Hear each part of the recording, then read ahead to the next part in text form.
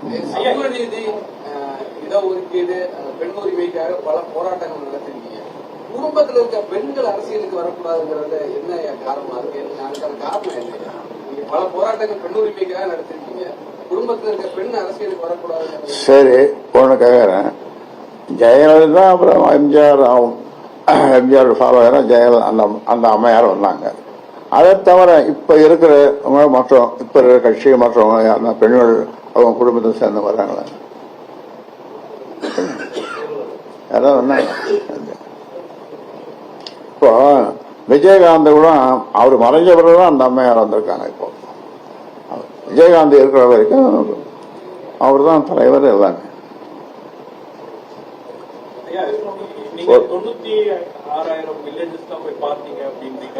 96,000 கன்னியாகுமரியிலிருந்து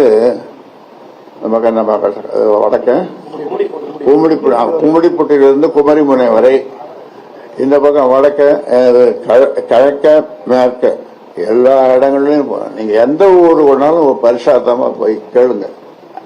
ஐயா வந்தாராங்க, அவங்க பாருங்க, அவர் நட்டத கல்வெட்டு தான் பாருங்க. அவர் பேரு எங்க வீட்டுல கூழ் குடிச்சாரு, எங்க வீட்டுல பாய்ஞ்சோறு சாப்பிட்டாரு அப்படின்னு எந்த ஊருக்கு கேட்டாலும் சொல்லுவாங்க.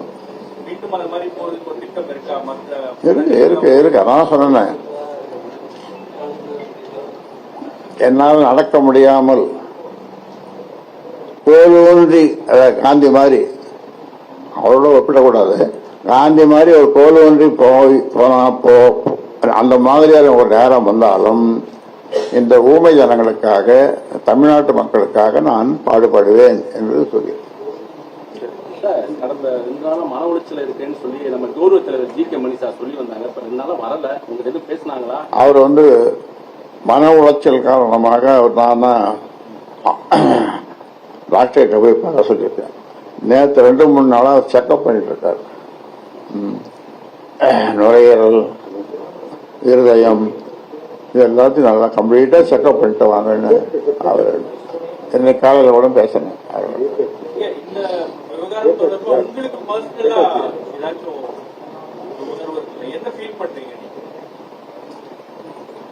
என்ன ஃபீல் பண்ணுவோன்றது நீங்க ஒரு ஜோசியரா இல்ல, சாதாரண ஒரு பத்திரிகை நாளாரா சொல்லுங்க பாப்போம். சும்மா நீங்க சொல்லணும்னா என்ன மறுபடியும் என்னையே கேள்வி கேட்கறீங்க.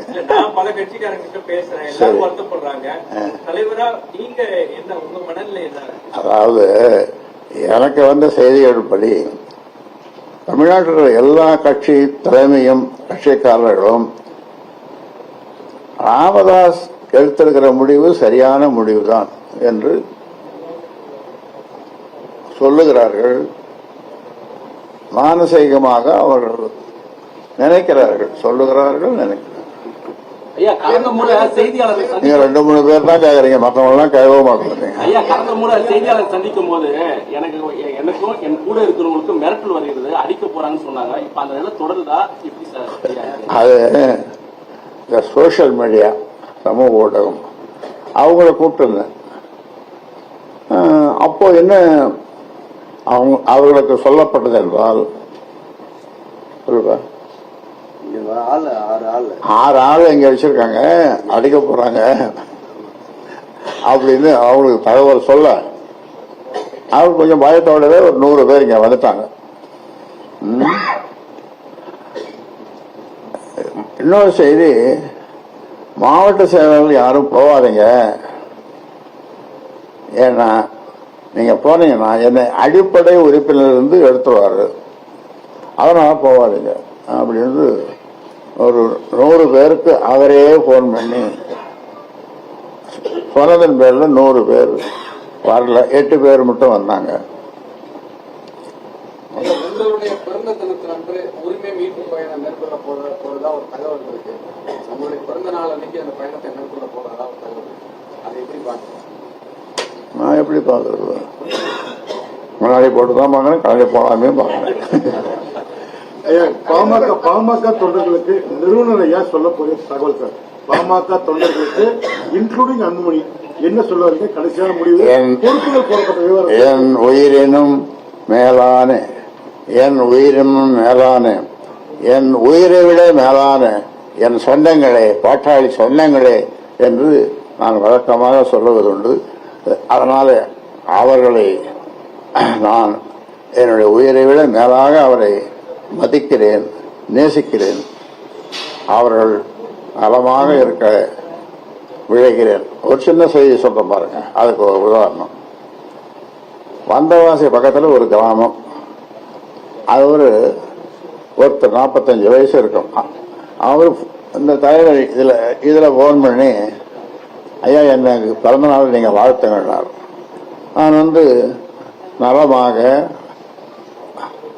வளமாக துண்டு நலமாக வளமாக மகிழோடு பல்லாண்டு வாழ்க, நோய் நொடி இல்லாமல் 100 ஆண்டு வாழ்க அப்படின்னு வாழ்த்தினேன். அவர் இன்னும் அதை கேட்டு குதிச்சிருப்பார்னு நினைக்கிறேன். உடனே என்ன பண்ண, அவருடைய நண்பர்கள் சொந்தக்காரர்களுக்கெல்லாம் ஒரு 10 பேருக்கு போன் பண்ணி, நான் கடவுள்கிட்ட பேசுறேன்.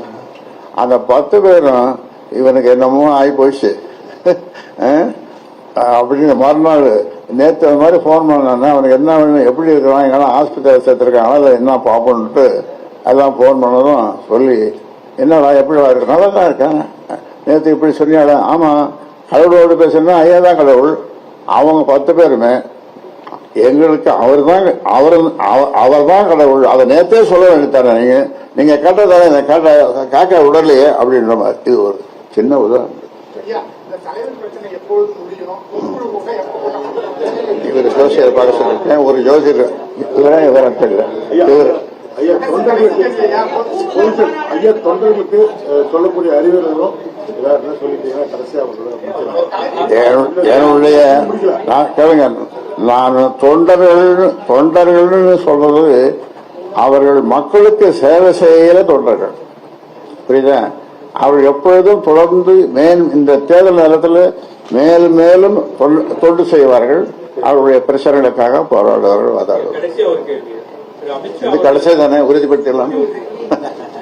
அமித்ஷா அவர்கள் சமீபத்தில் வந்திருந்தாரு. அந்த சமயத்தில் உங்களோட பேச்சுவார்த்தை நடத்தினாரா அல்லது பாஜக தரப்புல இருந்து உங்களோட பேச்சுவார்த்தை யாரும் கூட்டணிக்கு வர வேண்டும் அப்படின்றது அவருடைய விருப்பமா இருக்கு? யாரும் பேச்சுவார்த்தை நடத்தும். குருமூர்த்தி அவர்களும் பாஜக சார்பா வரல, பாமக சார்பா நிச்சயமா வரல.